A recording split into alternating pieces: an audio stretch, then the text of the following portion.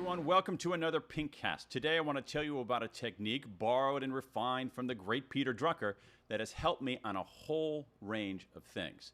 In a famous 1999 article, Drucker suggested that whenever we make an important decision or take a key action, we write down in advance what we expect will happen. And then 9 months or 12 months later, we compare the actual results to our expectations. Now, I do a modified version of this. Every 6 months, for every important project I'm working on, I write a paragraph or two about what I expect will unfold over the next half year. My expectations, my predictions, and so on. Now, I don't read it again. I simply stick it in Dropbox, but I make sure there's a calendar notification that goes off a half year later, and when it does, 6 months later, bing, I then read what I call my Drucker memo and compare how much my expectations matched the reality of what really happened. Now, this is a useful technique for at least 3 reasons. First, it helps you see your blind spots.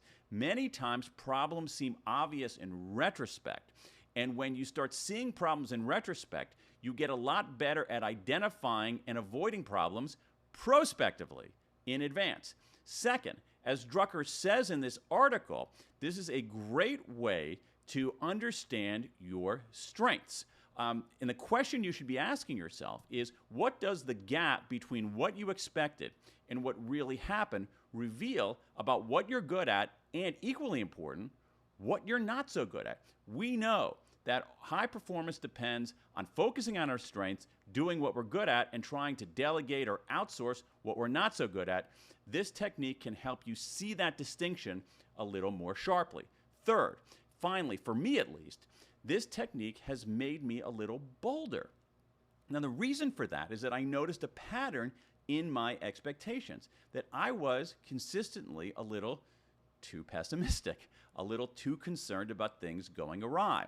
And as a consequence of that, I was becoming a little too skittish about trying new things. Once I saw that pattern and realized that some of my predictions were off, I became a little more emboldened to try new stuff or do things in new ways. So, Pinkcast viewers, give this one a try. Write down what you expect will happen. Look at those expectations 6 months or a year later and see what you learn. For me, it's been revelatory, and I hope it will be for you. Thanks for watching.